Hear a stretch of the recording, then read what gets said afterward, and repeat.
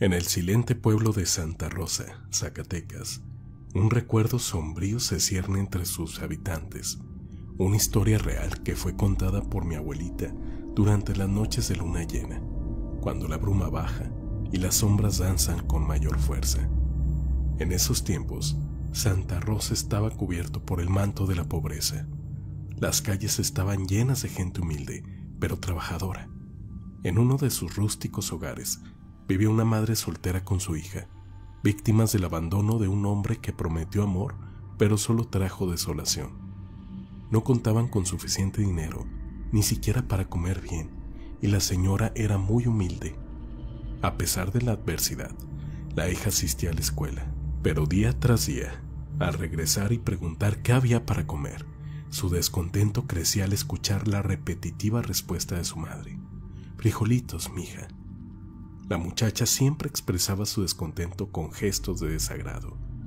Un día, el cansancio y la frustración se apoderaron de ella. Al escuchar de nuevo esas palabras de su madre, su voz se llenó de ira y desesperación. «Ande, vieja, usted siempre con sus pinches frijoles», gritó.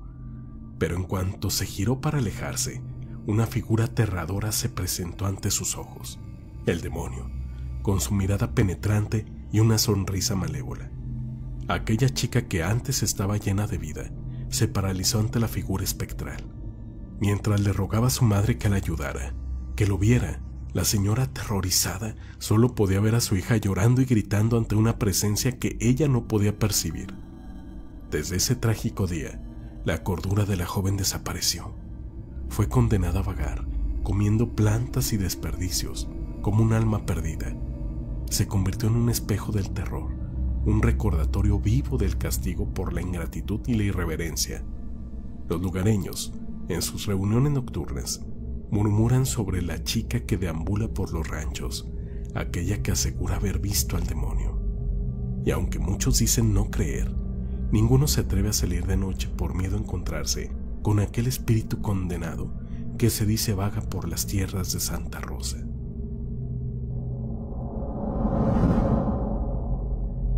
Relato de Omar Márquez. En la colonia Jacobo Meyer, famosa ya por las historias espeluznantes que comparto con ustedes, ocurrió este peculiar relato. Esta colonia, que esconde tantos misterios y leyendas en cada rincón, fue testigo de un suceso que, a pesar del tiempo, sigue vivo en la memoria de aquellos que lo escucharon. En una de las casas de esta colonia, muy cerca de donde unos jóvenes temerarios jugaron a la ouija en un relato que ya compartí con ustedes, vivía Fabio junto a su familia. Todos los nombres no son los reales, pues por respeto a su privacidad los he cambiado. La familia estaba conformada por su madre, su hermano mayor, un tío materno y, por supuesto, su querida abuela, Doña Tina. Doña Tina, una mujer con una vida llena de experiencias, se encontraba en esa etapa de la vida donde la realidad y la magia parecen entremezclarse. A menudo pasaba sus días en soledad, pues mientras Fabio estudiaba en la preparatoria y su hermano en la universidad, su madre y tío trabajaban para mantener a la familia. Una mañana, cuando la rutina diaria estaba por comenzar y todos se disponían a salir, Doña Tina, con voz dulce pero temblorosa por el paso de los años, le dijo a Fabio: «Hijo, déjame comida para el perrito». Su nieto, confundido, le recordó que su cachorro, Rocky, había fallecido 15 días atrás debido a una enfermedad. Lo habían enterrado con lágrimas en los ojos al pie del cerro cercano. Rocky era un joven pitbull de apenas 4 meses, lleno de energía, pero lamentablemente no pudo resistir una enfermedad por falta de vacunas. Sin embargo, lo que Doña Tina dijo a continuación dejó helado a mi amigo Fabio. Con total convicción, ella le aseguró que cada noche el perro volvía a visitarla, pero no de la manera en que uno recordaría a un perro. Según Doña Tina, Rocky caminaba erguido, como un humano, sosteniéndose únicamente sobre sus patas traseras, mientras que sus patas delanteras formaban una especie de cruz. Si eso ya no fuera lo suficientemente escalofriante, la anciana afirmó que Rocky le hablaba, elogiando su vestido y llamándola por su nombre. «Ay, Tina, qué bonito vestido traes. La imagen que dibujó en la mente de Fabio, de aquel perrito intentando adoptar una postura humana, es la clase de visión que uno preferiría no imaginar cuando la oscuridad se cierne en la habitación y el silencio de la noche es todo lo que queda. Lo que es seguro es que esta historia es solo una de las muchas que hacen que esta colonia sea un cúmulo de misterios y enigmas.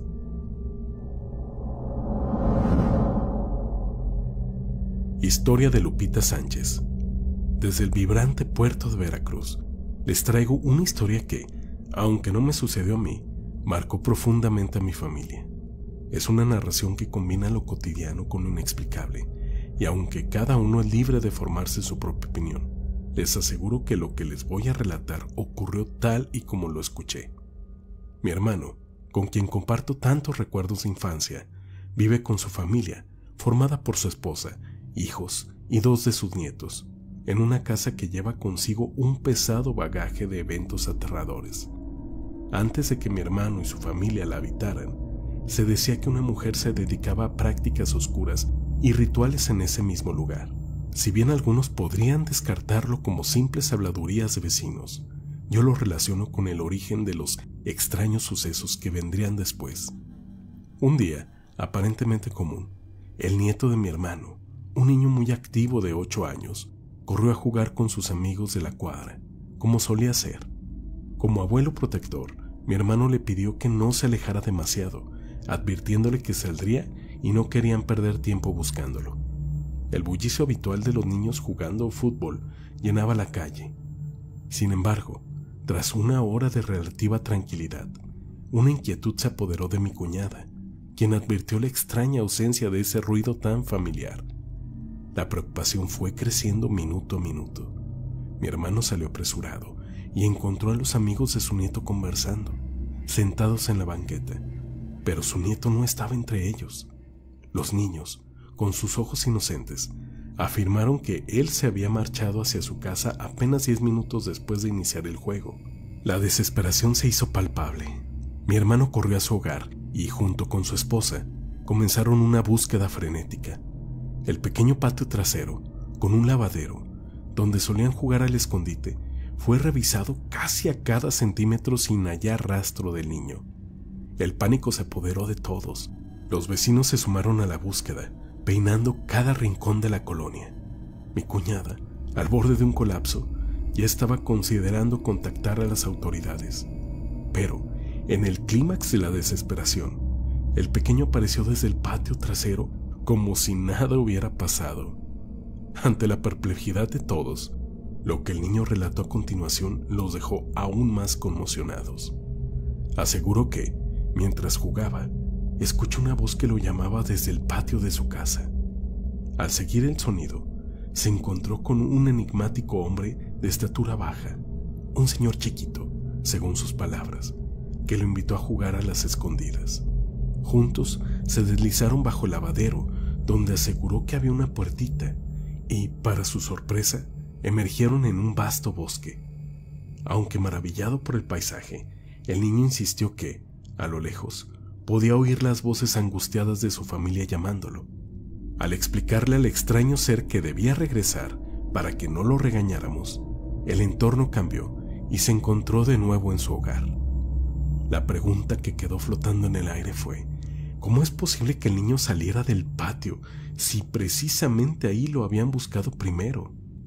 Aunque la respuesta sigue siendo un misterio, lo que sí es seguro es que, desde aquel día, el nieto de mi hermano nunca volvió a jugar solo en ese espacio de la casa. Esta historia, aunque teñida de lo inexplicable, nos recuerda que hay cosas en este mundo que van más allá de nuestro entendimiento. ¿Qué opinan ustedes? ¿Mera imaginación de un niño o un encuentro con lo desconocido?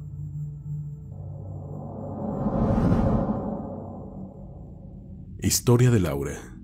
María, mi tía abuela, poseedora de un sinnúmero de historias ancestrales, nos reveló una noche una de sus experiencias más inquietantes y misteriosas que había vivido. Fue un relato oscuro que envolvió a un ser querido, a un recién nacido y a una entidad sobrenatural. María recordaba con un temblor en la voz que una de sus parientes, siendo aún una mujer joven y que vivía sola, había dado a luz a un hermoso niño, gordito y de ojos brillantes. A pesar de su comienzo vigoroso, el bebé empezó a perder peso a un ritmo alarmante, su piel tornándose cada vez más pálida. Una noche oscura envuelta por un silencio sepulcral, la tía María decidió acompañar a la joven madre. A medianoche, un sonido penetrante y anormal la sacó de su sueño. Cuando abrió los ojos, observó con horror y asombro a una serpiente deslizándose sutilmente hacia la madre. La víbora abrió su hocico y exhaló un vapor enigmático y somnífero en el rostro de la mujer.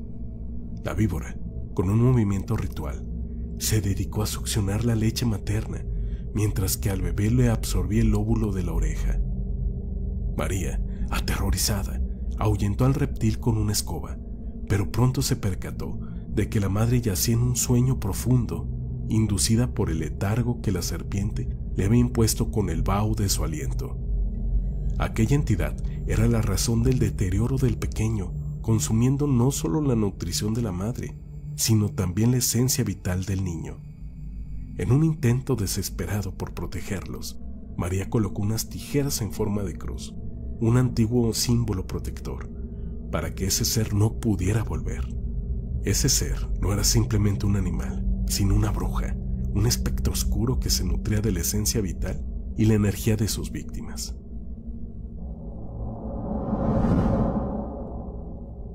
Relato de Laura.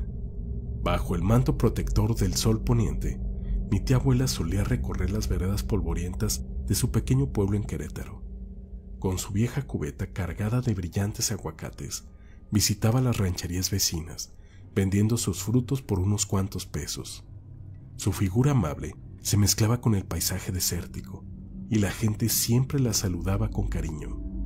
Pero no todo en esos viajes eran paisajes tranquilos y rostros amigables. Hay una historia, en particular, que siempre solía contar en las noches oscuras, con una taza de café humeante entre sus manos temblorosas.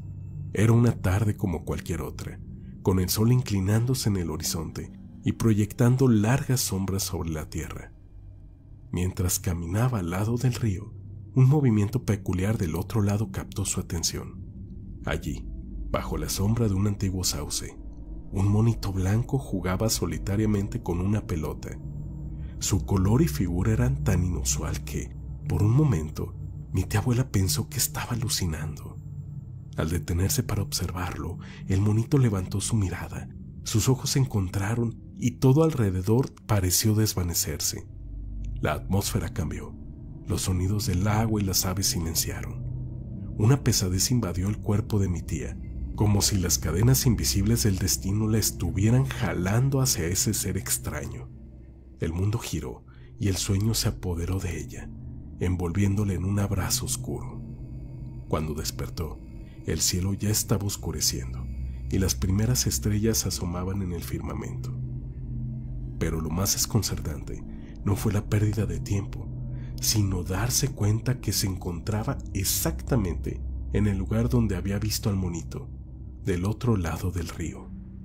Miró a su alrededor, pero no había signos del misterioso ser blanco, ni de su pelota. ¿Cómo había cruzado el río? No había puentes cercanos, ni manera de vadearlo sin mojarse. Mi tía abuela solía decir que aquel monito la había hechizado. Durante días, la fatiga y la pesadez no la abandonaron. Siempre se preguntó si aquel ser era un espíritu del río, o un mensajero de otro mundo, o simplemente un fragmento de su imaginación. Sin embargo, una cosa era segura: nunca volvió a recorrer aquel camino al atardecer. Bien, y cuéntanos, ¿tú tienes alguna historia que venga de tus abuelos? Puedes escribirla en los comentarios o enviárnosla al correo. ¿Tú crees que las historias de los abuelos son reales o son ficción de antes? ¿Qué opinas? Délo en los comentarios.